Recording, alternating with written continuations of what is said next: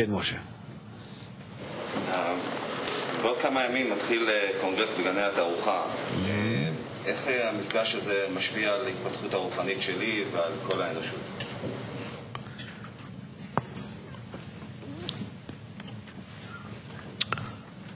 אני חושב שסוג כזה של מפגשים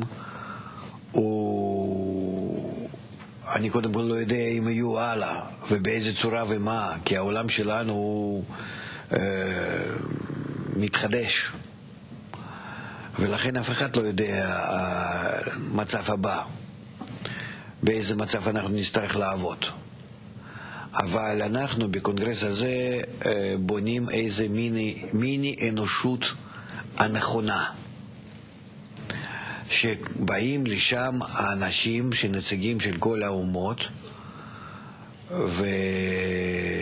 ורוצים להתחבר יחד מעל כל העולם הזה, מעל כל הפערים שיש בינינו, צבע, מין, לאום, לא יודע, גזע, אני לא יודע מה להגיד, הכל, דעות קודמות, דתות, הרגלים, לא חשוב מה. אנחנו יודעים שחוץ משפה שעדיין נשארת בנו, שאנחנו נמצאים עדיין בבלבול שפות, בבבל. אבל חוץ מזה אנחנו רוצים להתגבר על הכל ולהיות מעל מגדל בבל, מעל הר סיני הזה. ואם אנחנו מצליחים בזה, אז אנחנו בעצם בונים בעולם הזה, בתוך העולם הזה הגדול, מיני עולם הרוחני המתוקן. זה קבוצה הרוחנית, ההדגמה של העולם כולו המתוקן. שכל העולם כולו הוא אז יקבל השפעה גדולה מהפסגת הפירמידה הזאת כלפי כל הפירמידה של כל העולם. כך הוא מסביר לנו בסוף ההקדמה לספר הזוהר, שישראל נקרא ישר כל, כל אחד כמו שבתלמידי אברהם, בבלים, הוא אסף אותם, עשה מהם קבוצה, ועם הקבוצה הזאת הלך קדימה לרוחניות, כן? להשפעה ואהבה.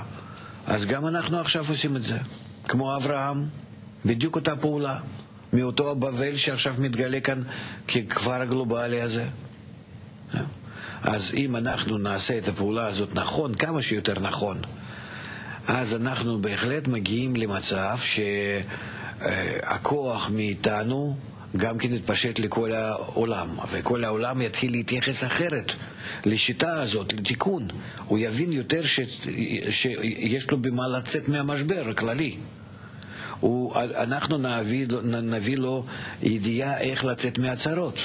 שהצרות האלה ומשבר הזה, איסורים האלו, הם האמצעים, הם קרוזים שעל ידם כביכול דוחפים אותם לדבר הטוב. שרצון לקבל זה עזר כנגדו, שהאגו זה דווקא עלול לעזור לנו. ובזה הם שכך מתחילים להתייחס אלינו בצורה כזאת.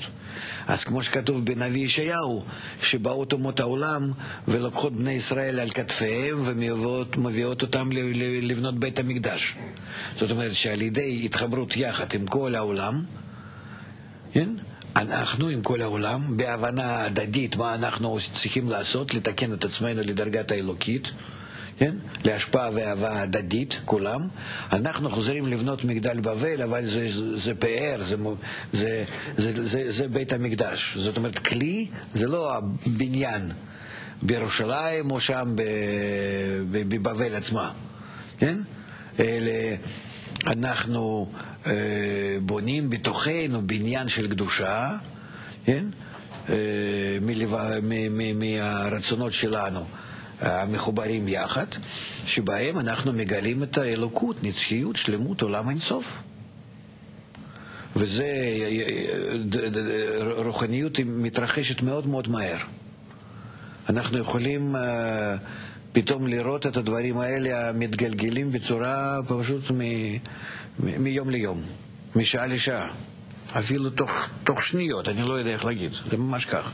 אתה רואה איך העולם, יש כאלו מחקרים שכדי להכפיל ידע לעולם לקח פעם 1700 שנה, אחר כך 300 שנה, עד 120, עד 1750, זה פעם ראשונה הכפלנו את הידע, אחר כך עד 120 הכפלנו את הידע, אחר כך ב-120 3 פעמים התחלנו להכפיל את הידע, משנות 70 של 120, כל 7-8 שנים, בשנים הקודמות כל שנה. אנחנו מכפילים את הידע שבאנושות, עכשיו זה עוד יותר. לכן כאילו אתה נמצא באיזשהו מקצוע, אתה חייב כל הזמן ללמוד. כי כל הזמן זה נמחק עבר ויש לך הווה. אתה חייב זהו. אתה מבין? אז כך אנחנו מתקרבים לרוחניות, כך הכל מתחדש מהר. ולכן אנחנו יכולים לראות את הדברים האלה בצורה מאוד מהירה. הטריגר, הכפתור, הלחיצה הראשונה זה אצלנו. ואני מאוד מקווה שאנחנו נשיג את הכוח הזה להפעיל את הגל הזה בקונגרס.